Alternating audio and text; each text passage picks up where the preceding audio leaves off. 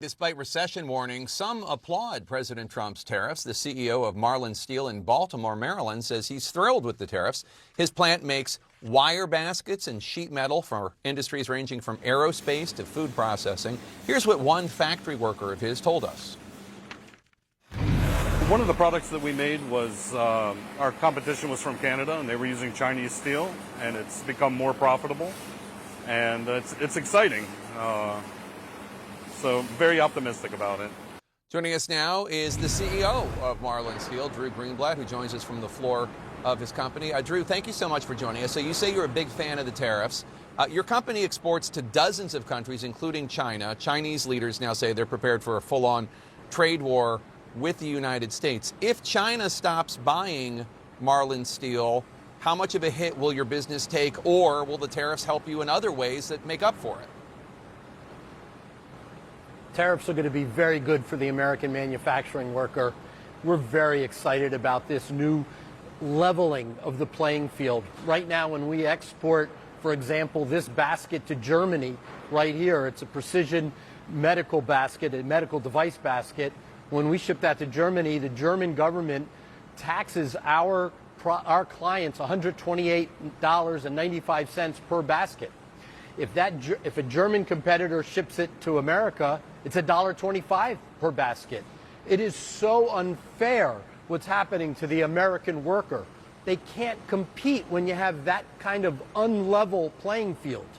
We're talking about an opportunity finally to create a lot of millions of American jobs, middle-class jobs, if we could get it fair. We're not looking for something over the German factory workers or the British factory workers, the Chinese factory workers. We just want to be fair. If we're fair, the American technology, creativity, work ethic is going to just do extraordinary things. And we're going to create millions of American jobs with this new paradigm.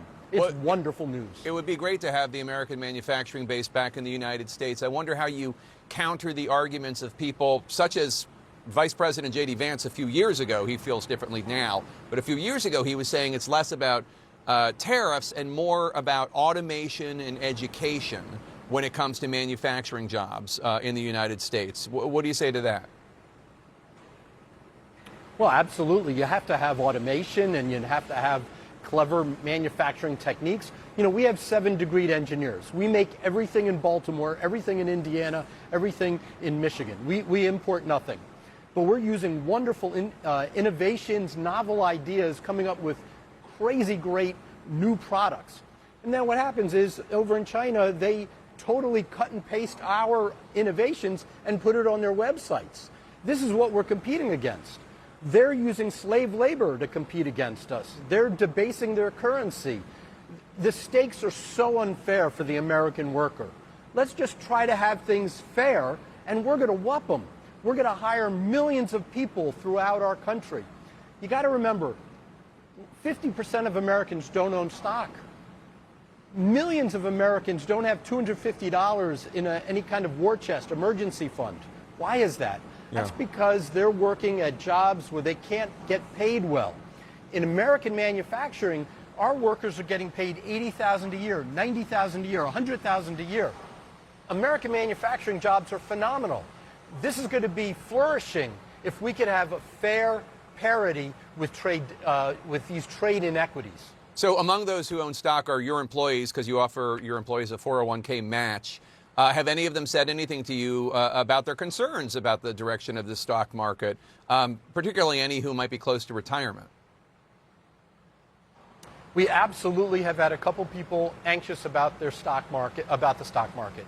But again, you know, our goal is that we're going to sell millions more dollars, so we have to hire many more people. If we do that, we're going to hire them at very good jobs, with very good pay, wonderful benefits with the 401k match.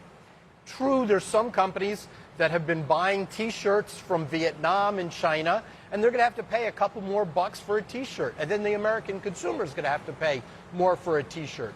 That's obviously not pleasant for those American consumers. But I think there's going to be an overwhelming surge of hiring in America as things level out, as American factories ramp up and people have to hire talent, buy machines. We've invested money in buying new machines because we're so enthusiastic, so optimistic about the future. That's going to start happening throughout the nation, and people are going to be leaning into the future. This is a very exciting time for the American manufacturing worker. We're going to be able to pull people from poverty into the middle class that used to not have an avenue. They had no shot at getting into the middle class. We're going to be able to offer them a shot. Drew Greenblatt, thank you so much. We'll have you back. Good to hear from you.